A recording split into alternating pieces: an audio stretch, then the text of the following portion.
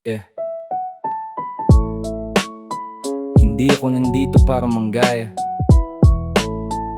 Nandito ako para gumawa ng sarili kong tunog. Hindi ako sumabay sa uso para lang mapansin. Mas gusto kong tumata kahit mabagal ang dating. Bawat linya ko'y hinasa, hindi minadali. Kaya bawat bitaw may bigat, hindi puro salita lang lagi.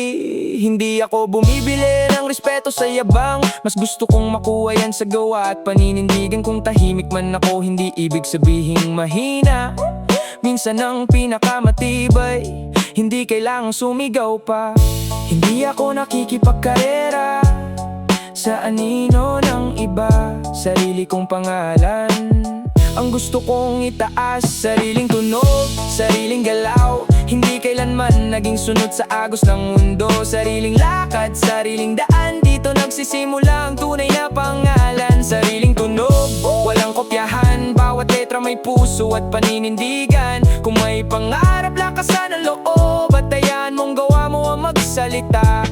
Hindi lahat ng malakas ay kailangan ng sigaw. Ang tunay na lakas ramdam sa bawat galaw. Kapag nadapa, hindi ako naghahanap ng dahilan. Tinatanong ko ang sarili kung paano pagagalingan. Mas pipiliin kong mabagal pero totoo, kaysa mabilis pero walang direksyon sa dulo. Hindi ako perpekto pero araw-araw may progreso. At yun ang panalong hindi basta-basta nawawala. Tumayo, huminga, tuloy lang, wag lilingon. Sariling tunog, ito ang bitbit, hindi gawa ng ingay kundi ng sipag at tiyaga. Kapag dumating ang tamang panahon, ang pangalan mo mismo ang magiging marka. Hindi kailangan maging katulad ng iba. Kapag kaya mong maging mas mahusay na ikaw.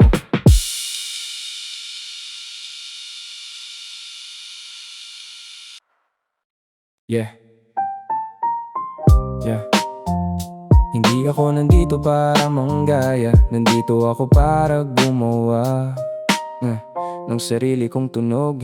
Hindi ako sumabay sa uso para lang mapansin.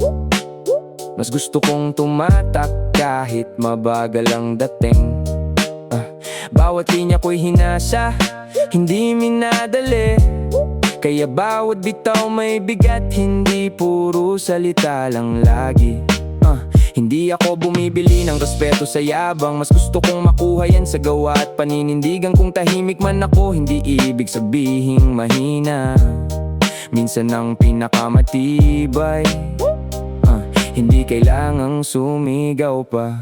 Hindi ako nakikipagkarera sa anino ng iba.